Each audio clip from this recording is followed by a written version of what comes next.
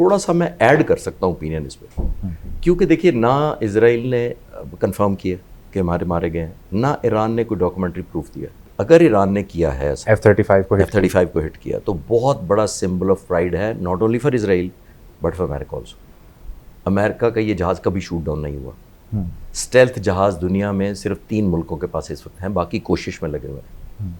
America पास F-22 और F-35, Su-57 Russia के पास है, J-20 और J-35 चाइना के पास। That's it.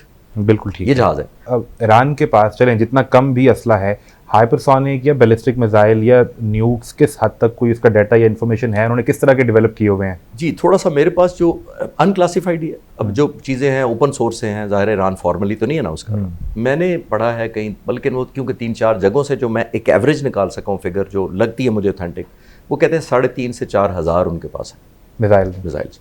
इसमें हाइपरसोनिक भी और बैलिस्टिक भी है। बैलिस्टिक भी है। एवरेज वो ईरान जो फेंक रहा है, एवरेज कोई 100 के करीब एवरेज फायर कर रहा है, जिसमें से इजराइल मान रहा है कि 20, वो कह रहे हैं 200 में से 20 गिरे हैं या कितने पेनिट्रेट कर गए हैं। वो ये एक और लिमिटेशन है, ईरान की बड़ी सीरियस लिमिटेशन है, वो भी हमें ज़रूर डिस्कस करना चाहिए in the name of neutrality के, अनबायस्ड होने के। देखिए, एक तरफ मैंने आपको शुरू में कहा कि जॉर्डन उधर से गुजर के सब आ रहा है, रिफ्यूलर भी आ रहे हैं, सैटेलाइट पिक्चर्स भी हैं, लाइव अपडेट भी है, ज़मीन पर लीडरशिप भी मारी गई। इधर क्या है, इधर से जब ये मिसाइल फायर करते हैं तो इराक या जॉर्डन से गुजरता है, और वहाँ mostly western air defence system है और उनके कंट्रोल में अगर नहीं भी है तो है ऑलमोस्ट उनके ब्लेसिंग्स है। आपने नोट किया जब उधर से आया तो किसी ने ये नहीं कहा कि हमारी सॉवरेनिटी हर्ट हुई है। जब इधर से गया तो उन्होंने कहा हमने नो फ्लाई जोन डिक्लेयर कर दिया अपना एरिया, जो आएगा मारेंगे। ऐसे ही हुआ। फायरिंग यहाँ से शुरू होना होती है इराक और जॉर्डन के ऊपर से, इंटरसेप्शन की एफर्ट कह रहा हूँ उन्हीं मिसाइल को। समंदर के ऊपर अब इस वक्त 2 कैरियर हैं अमेरिका के, दोनों हिट बैक करने की पोजीशन में है, क्रूज मिसाइल और बैलिस्टिक मिसाइल्स को समंदर से वो भी फायर करते हैं उन पर ताकि ना पहुंचे इजराइल तक। इजराइल के जब पहुंचने के बाद 4 लेयर्स हैं उनकी, एक एरो 3, एक एरो 2, सबकी डिटेल टेक्निकल हो जाएगी शायद, तो आपके व्यूअर्स के लिए इतना बता देता हूँ। High altitude, medium altitude, arrow 1, 2, फिर है उनके डेविड स्लिंग। वो 4 स्टेजेस पे रोकने की कोशिश करते हैं। यस एग्जैक्टली, 4 टियर्स हैं समझ लें। इवन स्पेस से आने वाले को भी उनके पास एरो 3। ओके, ये जरा इमेजिन करें, स्पेस से है, हाई ऑल्टीट्यूड है, मीडियम ऑल्टीट्यूड है, arrow 3, arrow 2, David Sling and then Iron Dome, जिसकी हम बातें कर रहे हैं। अब आयरन डोम क्या है? आयरन डोम 4 से लेकर 70 किलोमीटर तक इंटरसेप्ट करता है, 4 किलोमीटर से 70 किलोमीटर तक, ये आखिरी उनका डोम है जिसको वो डोम का नाम दे रहे हैं। बट मेरी रीडिंग के मुताबिक, या मैं जो एनालिसिस कर सका हूँ और नतीजा निकाल सका हूँ, एवरी डे जो ईरान करता है, अब वो कह रहे हैं ना आपको कि 100 फायर करते हैं तो 10 ने पेनिट्रेट करते हैं, इसके बाद 90 को तो आपने मारा है ना। किससे मारा है? वो मिसाइल जो ज़मीन से फायर करते हैं इंटरसेप्ट करने, वो बहुत महंगे हैं। पर डे इजराइल को $280 मिलियन खर्चने करने पड़ रहे हैं एवरी नाइट ईरान के मिसाइल रोकने के लिए। जी, एंड आई एम सरप्राइज्ड कि इसके बावजूद, इतनी लेयर्स होने के बावजूद, ईरान अपने टारगेट पे हिट भी कर रहा है। This is the point. बिल्कुल ठीक है। अच्छा, मुझे एक चीज़ ये बताएं कि हमने इस खबर के दौरान, इस जंग के दौरान हमने सुना कि ईरान ने बहुत से स्पाइस, जो खुफिया एजेंट्स हैं, जो मोसाद के साथ भी काम कर रहे थे, जिस तरह हमने बताया कि वो अंदर से ड्रोन फायर कर रहे थे, और फिर इंडियन स्पाइस या रॉ के वो लोग जो मोसाद को हेल्प आउट कर रहे थे वहीं ईरान में। ईरान के अंदर खुफिया एजेंट का ऑपरेट करना इतना आसान कैसे और क्यों है? कुलभूषण यादव भी वहीं से आता जाता रहा पाकिस्तान में, फिर यहाँ गिरफ्तार हुआ, तो ये ईरान के अंदर क्या वो कंट्रोल नहीं है? आपने बताया कि इलाका बहुत बड़ा है, क्या वजह है उसकी? देखिए, पाकिस्तान से ऑलमोस्ट दुगना है ईरान, बाय द वे, ये भी ताकि हम डिस्कशन में आ जाए। जोग्राफिया ऑलमोस्ट 80 to 90% बड़ा है, डबल है, यानी कि ऑलमोस्ट डबल के करीब है, ज़्यादा है ईरान का एरिया वाइज। निस्बतन आसान है क्योंकि अभी भी बहुत एंटी गवर्नमेंट लोग मौजूद हैं जो फैसिलिटेशन करते हैं। मैंने पढ़ा था कि ड्रोन की तो पूरी बिल्डिंग उन्होंने ली हुई थी और किसी को पता नहीं था कि कहाँ से फायर हुआ। इस्माइल हानिया को कैसे मारा था? अंदर से, सामने वाली बिल्डिंग से मारा था। तो क्या मतलब ये है कि उनके अंदर इंटेलिजेंस नेटवर्क जो ईरान के ख़िलाफ़ है, जो मुसाद है इजराइल का, वो बहुत हद तक पेनिट्रेट कर चुका है। मैं आपको एक छोटी सी मिसाल दे देता हूँ, व्यूअर शायद बेहतर समझ पाएँ मेरी इस गुजारिश को। अहमद निजाद प्रेसिडेंट था ईरान का 2005 से 2013 तक। ठीक, बहुत सादा आदमी, घर से लंच बॉक्स लेके आता था। वैसे मैं व्यूअर्स को बताता हूँ, सदर ऐसे भी होते, लंच बॉक्स लेके आता था, घर कोई नहीं था उसका। जब वो रिटायर हुआ तो उसने एक इंटरव्यू में कहा, CNN ईरान को उसने इंटरव्यू दिया था, वो मेरे पास है। उसने कहा कि हमने, जब वो सदर था, हमने मुसाद की एक्टिविटीज़ रोकने के लिए एक फोर्स बनाई अगेंस्ट मुसाद, काउंटर करने के लिए, जो इतने डिज़ाइन है ईरान के अंदर। और कुछ अरसे बाद मुझे पता लगा कि जो हमने हेड बनाया है उसका, वही मुसाद का एजेंट है। और ये मैं कब से बात कर रहा हूँ, 2005 से 2013 वाले टेन्योर की प्रेसिडेंट की बात कर रहा हूँ, आज 25 है। तो ये पेनिट्रेशन उनकी इतनी पुरानी है। That is the worst part.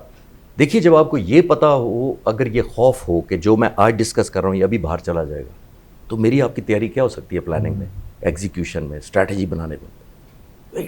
इसकी वजह आप क्या समझते हैं? जो ईरानी गवर्नमेंट है उनका कंट्रोल नहीं है, उनके अंदर जो खुफिया एजेंट है वो इतनी आसानी से कैसे रच बस जाते हैं या ऑपरेट कर लेते हैं, और आपको प्रेसिडेंट होते हुए 8 साल बाद पता चलता है घर जाके कि ओ शिट, ये तो मैंने गलत अपॉइंटमेंट कर दी थी। इसकी वजह क्या है? देखिए, ये जो एजेंसीज होती है ना, जो मेरा थोड़ा सा नॉलेज है, ये ऑपरेट करती हैं ह्यूमन वीकनेस के ऊपर, जो दूसरे मुल्क की होती हैं। हर शख्स की, बहुत कम लोग होते हैं जिनकी प्राइस नहीं होती कोई, बाकी हर शख्स की कोई ना कोई प्राइस, एवरेज बात कर रहा हूँ, आई एम नॉट सेइंग कि सब लोग ही प्राइस होते हैं। तो वो वैसे लोग ढूंढते हैं जिनकी प्राइस हो कोई ना कोई।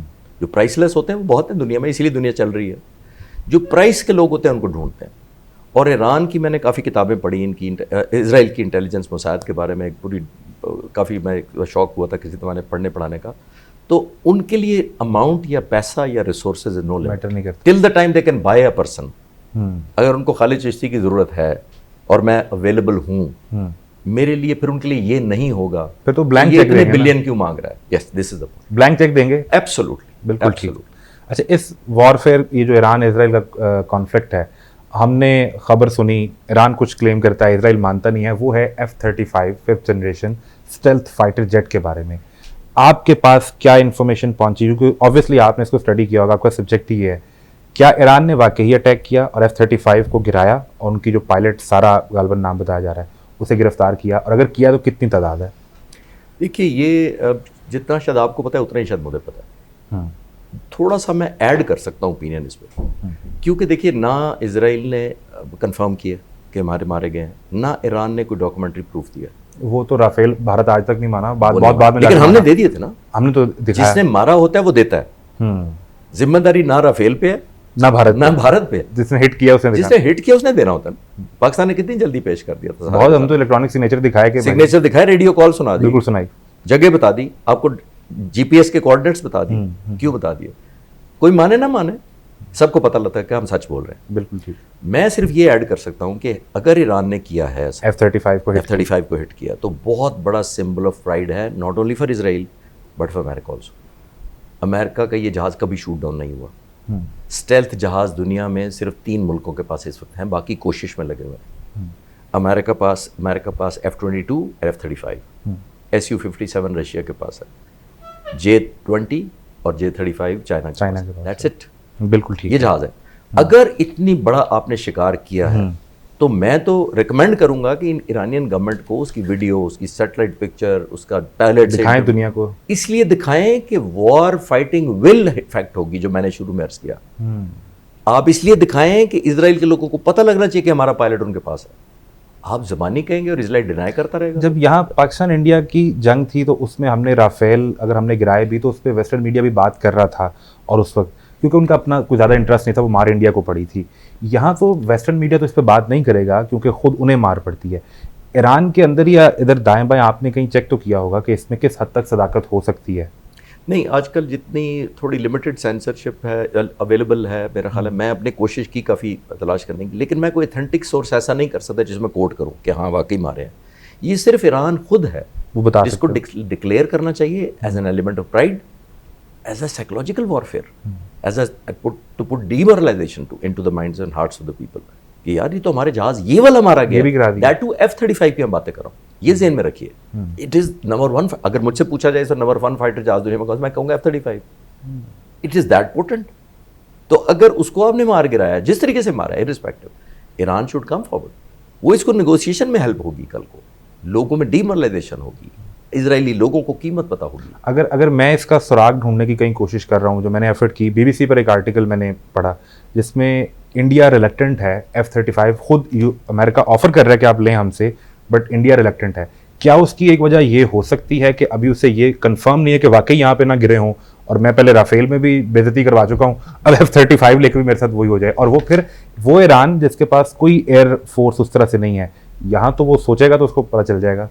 नहीं, ये तो अभी एक हफ्ता पुरानी बात है। F-35 जो आप कह रहे हैं कि Iran double minded, India double minded तो नहीं हो गया कि वो खरीदेंगे ना खरीदें, लेकिन मैंने रिसर्च की थी कि इंडिया F-35 क्यों नहीं खरीद रहा अपने शौक में, कि यार जब इतना ज़बरदस्त पोर्टेंट जहाज़ आपको ऑफर हो रहा है तो आप क्यों नहीं खरीद क्यों नहीं ले रहे? वो इंडियन एयरफोर्स ने कैलकुलेट किया, उन्होंने कहा कि खरीदने में नंबर 1 महंगा जहाज़ है, दुनिया का सबसे महंगा जहाज़ है। ठीक है। दूसरी बात, मैंने कैलकुलेट किया कि इसकी जो पर आवर फ्यूल कॉस्ट है और मेंटेनेंस कॉस्ट है वो 30 लाख रुपए इंडियन है। ओके, पर आवर, हर घंटे एक सॉटी की जो कीमत है इसकी जहाज की 30 लाख रुपया है। सो द इंडियन थॉट के शायद उनकी एयरफोर्स इसलिए डबल माइंडेड है और वो नहीं खरीदे इसलिए खरीद। That's the reason. अच्छा, मुझे एक चीज़ बताएं कि ईरान के अंदर एक तो ईरानियन आर्मी है और एक है पासराने इनकलाब, इन दोनों के हेड्स को इजराइल ने एलिमिनेट किया और फिर ट्रांसफ़र ऑफ पावर वो जिस तरह से हुआ, एक ऐसी सिचुएशन जहाँ पे इजराइल या अमेरिका भी इस जंग में अब आ जाता है, पासदाराना इनकलाब इस रजीम को प्रोटेक्ट कर रही होगी जिसमें आयतुल्लाह खामनाई हैं, इन लोगों को, या ईरानी लोगों को प्रोटेक्ट कर रही होगी, और ये दो फोर्सेस साइड बाय साइड किस तरह रन करती हैं इस पूरी जंग के अंदर? ये बड़ी यूनिक कॉम्बिनेशन है। ये मैंने भी पढ़ने की कोशिश की कि ये पासदाराना इनकलाब और आर्मी और नेवी और एयरफोर्स, उनके स्पिरिचुअल बैकग्राउंड और लोगों का फेथ उनके होने की वजह से और आयतुल्लाह ख़ुमैनी की इतनी स्ट्रगल या एक रिगार्ड इतना ऊंचा होने की वजह से उनका बहुत बड़ा रुतबा है। अल्टीमेट पावर तो उनके पास है, लेकिन मेरा ख्याल है ये एक डिफरेंट कॉम्बिनेशन है जो दुनिया में शायद कहीं भी प्रैक्टिस नहीं है। ये इनकी अपनी एक यूनिक कॉम्बिनेशन है, जैसे मैंने अर्ज़ किया। तो ये मेरा ख्याल है कि जब लिबर्टी ऑफ एक्शन आपका इंडिपेंडेंट फोर्सेस के पास होता है, मेरी ज़ाती राय है, तो शायद वो बेहतर लड़ती है। इसके अंदर मिसकम्युनिकेशन भी हो सकती है, मिस जजमेंट भी हो सकती है, और पॉलिटिकल इक्विपमेंट और मिलिट्री इक्विपमेंट भी अपना अपना होता है।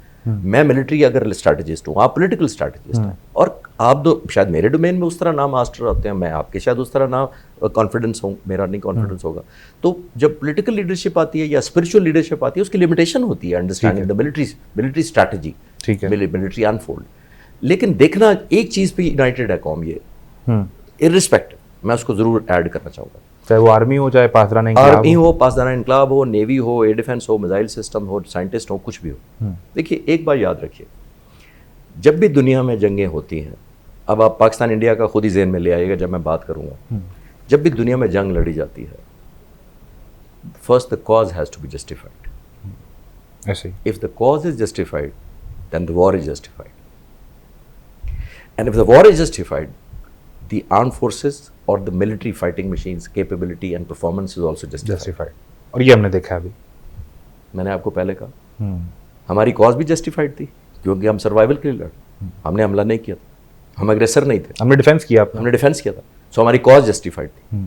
जब कॉज जस्टिफाइड है तो आपकी वॉर जस्टिफाइड है, फिर आपकी अल्हम्दुलिल्लाह अपने पाक फिजा की परफॉर्मेंस और ओवरऑल पाक फौज बिल्कुल ठीक है। तो ये जब भी कोई लड़ेगा, ये अगर कॉमन है तो पॉसिबिलिटी है कि आपकी यूनिटी भी रहेगी और आपकी ऑब्वियसली जैसे तो इनके यहाँ ये चीज़ कॉमन है, ईरान की फोर्सेस जो पासदाराना इनकलाब दीगर जितने भी, अब ये एक एलिमेंट है जो मैं कह रहा हूँ कि चैलेंजिंग है इसको मैनेज करना, और स्पेशली अब अगर अंदर आपके जासूस भी मिल गए हों तो यू डोंट नो किस हद तक आप मेरे साथ बैठे हैं, आपको नहीं पता मैं किसका जासूस हूँ, तो फिर कंफर्ट लेवल बहुत मुश्किल है। बिल्कुल इसको सबसे पहले नंबर 1 प्रायोरिटी पे इसको एलिमिनेट या स्कैन करना चाहिए, स्क्रीन करना चाहिए ईरानी भाइयों को कि कहाँ तक वो घुसे हुए हैं, मेरे घर में घुसे हुए हैं, बाहर हैं, किसी और जंगलों में छुपे हुए, कहाँ हैं, किस लेवल तक, अंदर के दुश्मन को पहले हिट करना जरूरी है।